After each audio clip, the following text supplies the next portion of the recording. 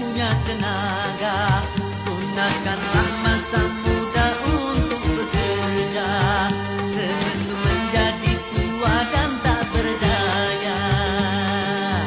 Hei kaulah muda, kau punya semangat. Hei kaulah muda, kau punya keringat. Kobarkan api